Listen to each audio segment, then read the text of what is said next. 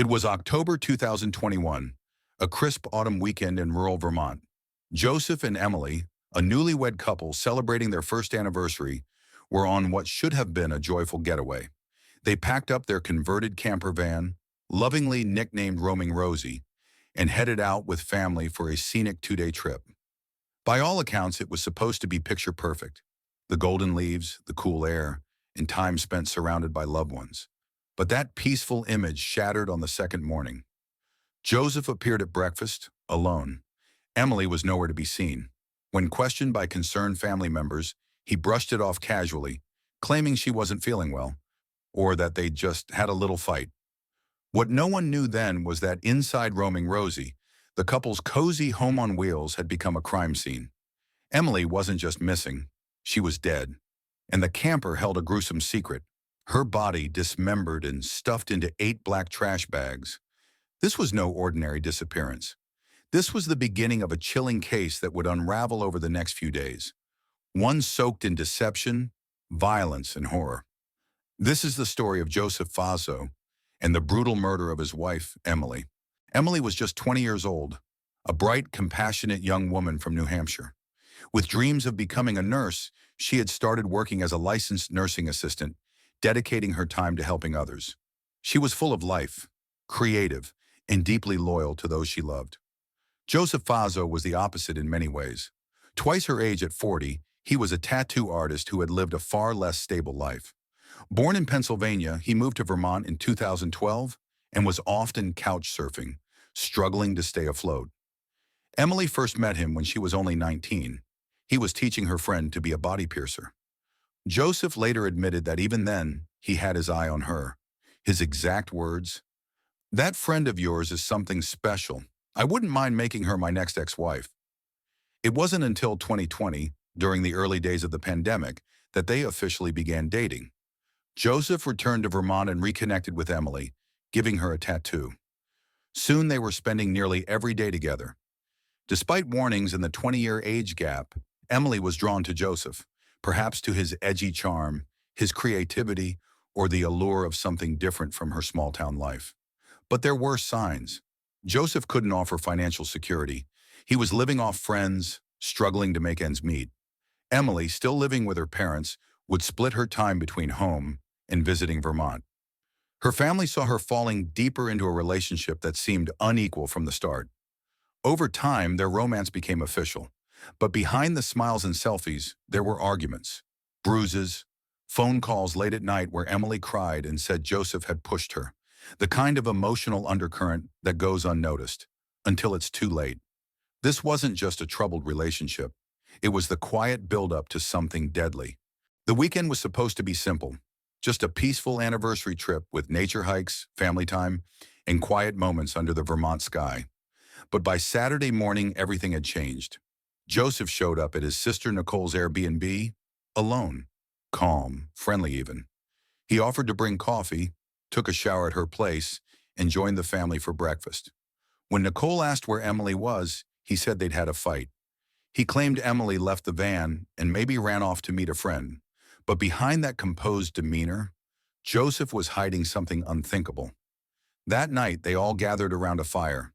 Joseph sat quietly, avoided any mention of Emily, and acted as if nothing were wrong. A guest even recalled not knowing he had a wife. Joseph never spoke her name, never mentioned that she was missing.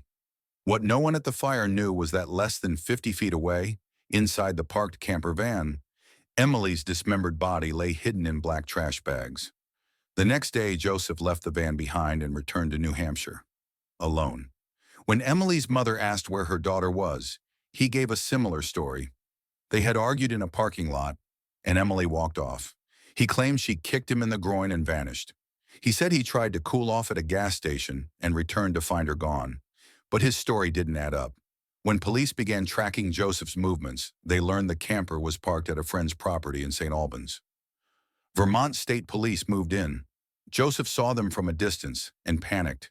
He was riding with a friend, Spencer, when he realized the camper was surrounded. In a moment of desperation, he told Spencer to turn the car around. Spencer, now uneasy, asked what was going on. That's when Joseph confessed. "My wife is inside that box." Spencer's blood ran cold. A murderer was sitting beside him.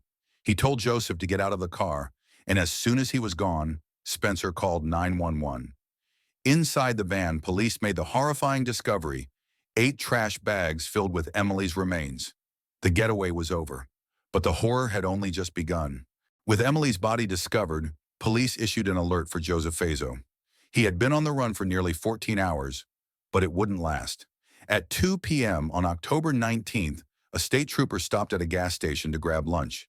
As she reached into a cooler, she spotted a man just steps away, pulling out a drink. He looked up. They locked eyes. It was Joseph. She recognized him instantly from photos. His face was already being circulated by law enforcement across the state. She calmly approached and said, "Hey, state police, can you stop for a second?" Joseph froze. He took a slow, exaggerated sip from his energy drink, like a deer caught in headlights. The officer detained him right there. He didn't resist. At first, he was compliant, calm, even helpful. He knew the game was up. But behind that stillness was someone who had spent hours thinking about what to say, how to spin the story. During his interview, Joseph admitted it. He told investigators that he and Emily had argued, that tensions had built up. But what followed wasn't a heat-of-the-moment mistake. It was cold, calculated. He described how he waited until she lay sleeping, picked up his silenced Glock, placed a pillow over her face, and shot her twice in the left side of her head. But it didn't stop there. Instead of calling 911 or asking for help, Joseph began the cover-up. He shut off her phone, saying, "I wasn't going to use it," and neither was she. He dragged her lifeless body into the shower, dismembered her with a serrated saw, and packed her into trash bags. And then he made coffee, went out for brunch, texted her phone as if she were alive. He even gave his sister a tattoo, carrying on like nothing had happened. Later, he bought bleach to clean the van, not to erase the crime, just to make the mess less inconvenient. A grotesque attempt to tidy up a murder, but no amount of cleaning could hide the truth. Joseph Ferlazzo wasn't just a grieving husband. He was a cold-blooded killer pretending to be normal. In December 2024, over 3 years after Emily's brutal death, Joseph Ferlazzo stood trial for first-degree murder. At first, he had confessed plainly, admitting he'd shot Emily while she slept. But in the courtroom, his story changed. Now he claimed it was self-defense. He told the jury that Emily had been violent, that she'd been jealous, controlling, and abusive. He described a chaotic relationship filled with arguments, threats, and fear. Joseph even said that on the night of the murder, Emily elbowed him in the groin and reached for a gun under her pillow, forcing him to shoot. But the evidence told a different story. Emily had no alcohol in her system, despite Joseph claiming they'd been drinking that night. She had been shot twice in the head, then stabbed 18 times after death. Her phone had been turned off by Joseph. Her body, carefully dismembered and bagged. There was no sign of a life-or-death struggle, no sign she even got out of bed. Prosecutors painted a different picture, not of a desperate man, but of an ego-driven killer. A man twice Emily's age who controlled her, isolated her, and ultimately silenced her when she tried to leave. They pointed to past allegations from another woman who said Joseph had drugged and threatened her, another 20-year age gap, another pattern of control and intimidation. Joseph had tried to rewrite the story, but the jury wasn't buying it. After just 5 hours of deliberation, they returned with a verdict of first-degree murder. They rejected his plea of self-defense. And they rejected the idea that this was anything but premeditated.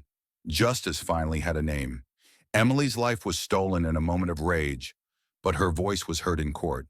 Through forensic truth, through evidence, through the people who loved her, her story lived on. Joseph Ferlazzo will now live with the consequences, but the loss of Emily can never be undone.